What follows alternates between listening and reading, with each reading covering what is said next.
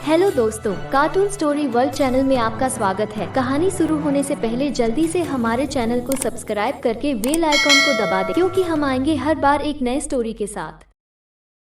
रतनगढ़ गांव में एक बड़ा व्यापारी सुखीराम दिन ढलते ही अपने घर में दाखिल हुआ। उसके थैले में बहुत सारा नगद रुपया भी था जो वह अपनी दुकान से घर पर लाया था। घर पर पहुंचते ही उसकी बेटी मंजरी पानी का एक गिलास अभी पिता सुखीराम को थमाया था कि तभी 7-8 लोग हाथों में बंदूक लिए धराधर उसके घर में दाखिल हो गए। उनमें से एक, जो लंबा चौड़ा 6 फुट का था, उसने अपने चेहरे को काले कपड़े से ढका हुआ था और सर पर पगड़ी बांधी हुई थी। उसने बंदूक सीधी सुखीराम की छाती पर तान दी।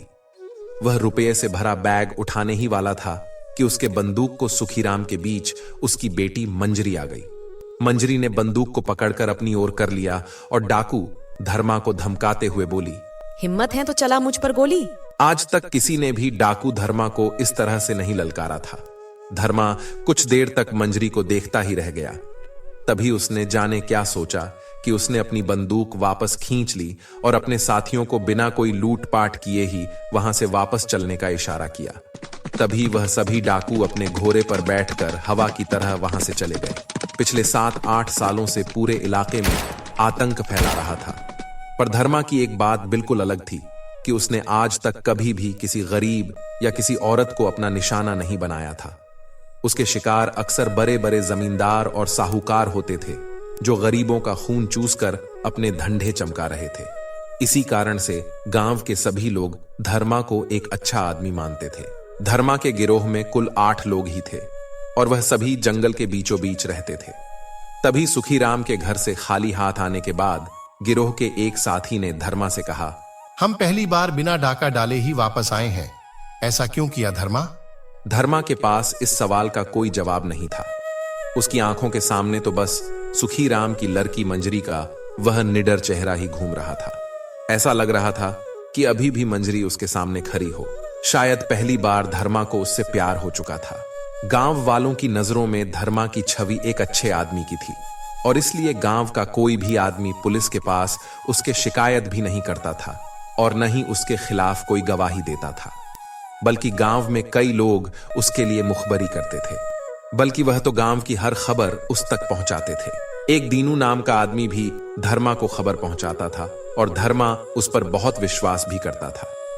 धर्मा ने दीनू के हाथों मंजरी की जानकारी लेनी चाहिए, तो उसे पता लगा कि 3 दिन बाद मंजरी गांव में लगने वाले मेले में अपने सभी सहेलियों के साथ घूमने आएगी। तभी धर्मा ने मंजरी से मिलने का मन बना लिया और मेले में भेष बदलकर चला गया। धर्मा के गिरोह में एक 20 साल का लड़का भी था जिसका नाम सीनू था। उसे अपने छोटे भाई की तरह मानता था। वह भी धर्मा के हर काम के लिए हमेशा तैयार रहता था और उस दिन भी मेले में वह धर्मा के साथ ही था। वह दोनों नकली दाढ़ी मूंछों में थे। धर्मा की नजरें लगातार मंजरी को ढूंढ रही थी। तभी अचानक उसकी नजर मंजरी पर पड़ी। वह अपनी कुछ सहेलियों के साथ थी। मौका देखकर धर्मा ने उसका हाथ पकड़ लिया और एक किनारे ले गया। अभी वह चिल्लाने वाली थी कि धर्मा ने अपना असली चेहरा उसे दिखा दिया। जिस डकैत को देखकर बड़े बड़े के पसीने छूट जाते हैं, मंजरी उसे देखकर बिल्कुल भी नहीं डरी। धर्मा ने बिना वक्त गवाए मंजरी से कहा, कल दोपहर को क्या तुम मुझे गांव वाले तालाब पर मिल सकती हो, वह भी अकेले? मंजरी ने एक बार सोचा और कहा, ठीक है, मैं आ जाऊंगी। यह सुनते ही धर्मा वहां से निकल जाता है। अगले दोपहर मंजरी तालाब पर पहुंच गई। धर्मा वहां पर पहले से ही मौजूद था और उसका साथी सीनू भी थोड़ी दूर खड़ा था। मंजरी के वहां पहुंचते ही धर्मा ने मंजरी से पूछा, क्या तुम्हें मेरे जैसे डकैत से डर नहीं लगता? लड़की होकर भी तुम बहादुर कैसे हो? मुझे तुमसे डरने की क्या जरूरत है? मुझे पता है तुमने कभी भी किसी गरीब या किसी औरत को नुकसान नहीं पहुंचाया और तुम कभी किसी बेकसूर को परेशान नहीं करते। जहां तक मुझे पता है तुम एक भले डकैत हो। तुम मेरे पिता को उस दिन क्यों लूटना चाहते थे? वह तो एक भले इंसान है। तुम्हारे पिता भले इंसान नहीं है, बल्कि एक खून चूसने वाले साहूकार है।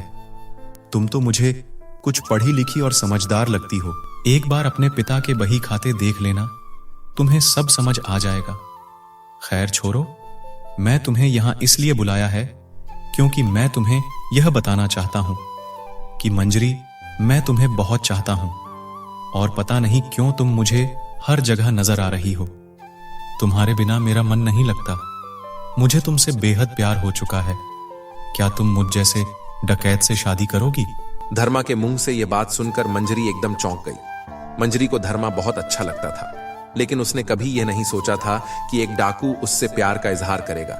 लेकिन धर्मा आज डाकू कम एक आशिक ज्यादा लग रहा था, और आज वह डाकू के भेष में नहीं बल्कि एक सीधा साधा इंसान बनकर आया था। वाकई में आज धर्मा बहुत सुंदर और अच्छा लग रहा था, और पहली बार किसी ने मंजरी से अपने प्यार का इजहार किया था। इस बात से मंजरी बहुत ज्यादा खुश हो गई और उसके दिल में भी कुछ कुछ होने लगा। तभी मंजरी ने धर्मा से कहा, तुम एक भले और अच्छे इंसान हो, मगर हो तो एक डकैत, और एक डकैत से मैं कैसे प्यार कर सकती हूँ? बुरा मत मानना धर्मा, तुम्हारे इस रूप से मैं शादी नहीं कर सकती। अगर मैं डकैती छोड़ दूं तो? अगर तुम डकैती छोड़ दो तो मैं तुम्हारे बारे में सोच सकती हूँ। ठीक है, मैं जल्दी कोई फैसला लेकर तुम्हें बताऊंगा। तुम आज से तीसरे दिन मुझे यही तालाब पर मिलना। यह कहकर धर्मा उदास होकर वहां से चला गया। वापस आकर धर्मा ने किसी भी नए डाके की योजना नहीं बनाई और वो सबसे डकैत छोड़ने के लिए कहने लगा। उसके गिरोह के सभी लोग आपस में फुसफुसाने लगे। धर्मा तो प्रेम के चक्कर में पड़ गया और अब अपने गिरोह का क्या होगा? लेकिन सीनू धर्मा के साथ ही था। सीनू का गांव पास में ही था और उसके घर में सिर्फ उसकी मां अकेली रहती थी। तभी सीनू कहता है, धर्मा डकैती छोड़ने की खुशी में चलो आज रात का खाना मेरी माँ के साथ खाएंगे। और वह दोनों ही उसके घर चले गए। सीनू ने जब अपनी मां को धर्मा और मंजरी के प्यार के बारे में बताया तो वह बहुत खुश हो गई और धर्मा से कहने लगी, तुम जल्दी ही सीनू को भी इस नर्क से निकालो ताकि उसका भी घर बस सके। इस बात से सीनू भी खुश हो गया और फिर तीनों ही हंसने लगे। खाना खाकर दोनों ही वापस अपने डेरे पर चले गए। धर्मा डकैती का काम छोड़ने का पूरा मन बना चुका था और उसे पता था कि उसके बदले शायद उसे जेल भी जाना पड़ सकता है, पर वह तैयार था क्योंकि मंजरी उसकी रग रग में बस चुकी थी और वह बाकी की जिंदगी उसके प्यार में ही बिताना चाहता था। अब धर्मा और मंजरी तालाब के पास दोबारा मिलते हैं और वह मंजरी से कहता है, मंजरी, आज से मैं डकैती पूरी तरह से छोड़ दी है। धर्मा, तुम दिल के बहुत अच्छे हो और तुमने डकैती छोड़कर अच्छा किया, क्योंकि मैं भी अब तुमसे प्रेम करने लगी हूँ। पहली बार मुझे भी प्यार हुआ है। दोनों का प्यार अब बढ़ता जा रहा था और अब रोज ही वह दोनों कहीं ना कहीं मिलने लगे। मंजरी धर्मा को अब पूरी तरह से अपना मान चुकी थी। दोनों बहुत खुश थे। समय बीतता गया। एक दिन मंजरी ने पूछा, धर्मा, तुम इतने अच्छे इंसान हो, फिर तुम डकैत क्यों बन गए थे? एक बुरे जमींदार के पास मेरे पिता मजदूरी करते थे। उस जमींदार के पास मजदूरी करते करते मेरे पिता की मौत हो गई और मां भी उस सदमे में चल बसी। फिर मुझे पता लगा कि उस जमींदार ने झूठ की बुनियाद पर मेरे ईमानदार पिता को फंसवा दिया था। बस उस जमींदार से बदला लेने के लिए मैं बंदूक उठा ली। उसके बाद मैं बंदूक कभी नहीं छोड़ पाया। फिर तुम मुझे मिल गई और मेरे जीने की इच्छा फिर से जाग गई। एक दिन अचानक मंजरी के पिता को भनक लग गई कि उनकी बेटी धर्मा के प्यार में पड़ चुकी है। उन्होंने पुलिस को खबर कर दी। 2 दिन बाद जब फिर से मंजरी और धर्मा तालाब पर मिलने पहुंचे और जैसे धर्मा व सीनू वहां से वापस लौटने लगे, वैसे ही पुलिस ने उनको घेर लिया। वह दिन इतना मनहूस था कि पुलिस की गोलीबारी में धर्मा का साथी सीनू मारा गया। गोली सीधा सीनू के सीने को आर पार कर गई। इसके बाद एक गोली धर्मा के बाजू पर भी लग गई। धर्मा अपनी जान बचाकर जंगल में भाग गया। उसे नहीं पता था कि सीनू मारा गया। उसे लगा कि सीनू कहीं छुप गया होगा। अब घायल धर्मा जैसे तैसे अपने डेरे पर पहुंच गया। धर्मा की ऐसी हालत देखकर उसके साथियों ने उसका इलाज तो किया, लेकिन वह सब आपस में योजना बनाने लगे कि धर्मा तो अब लड़की के प्रेम के चक्कर में पड़ गया। अगर इसे पुलिस ने पकड़ लिया तो यह हम सबको फंसवा देगा। कबीले में सामने से धर्मा को मारने की हिम्मत तो किसी में भी न थी। इसलिए उन्होंने सोचा कि किसी और तरीके से धर्मा को रास्ते से हटाना होगा। तभी धर्मा को पता लगा कि सीनू पुलिस की गोली से मारा गया और तभी उसने सीनू के घर जाने का फैसला किया।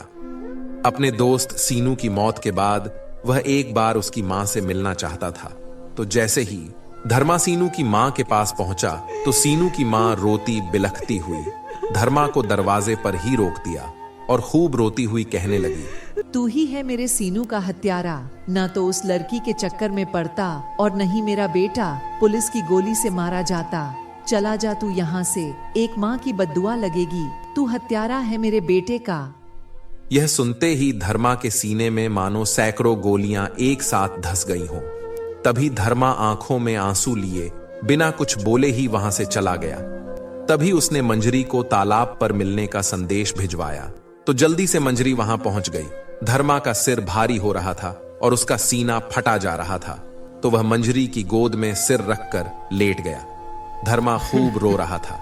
उसको सीनू की मां की चीखें सुनाई दे रही थीं। उसकी बद्दुआ उसका कलेजा फाड़ने को तैयार थी। धर्मा कह रहा था, मंजरी, शायद मेरा बचना मुश्किल है। तुम किसी और से शादी कर लेना। पता नहीं मेरी सांसें क्यों रुक रही हैं। धर्मा, तेरे सिवा मंजरी अब किसी और की कभी नहीं हो सकती, ये बात याद रखना। और उसी समय उसकी मौत हो जाती है। दरअसल जब धर्मा अपने कबीले से खाना खाकर निकला था, तब उसके गिरोह के बाकी साथियों ने उसके खाने में जहर मिला दिया था ताकि वह धर्मा को रास्ते से हटा सके। धर्मा की मृत्यु से मानो जैसे मंजरी पर दुखों का पहाड़ टूट गया हो। वह बेतहासा रोते रोते बेसुध सी हो गई और मंजरी ने भी धर्मा के साथ ही अपने सांसें तोड़ दी और चल दी, उसी के साथ उसकी दीवानी बनकर।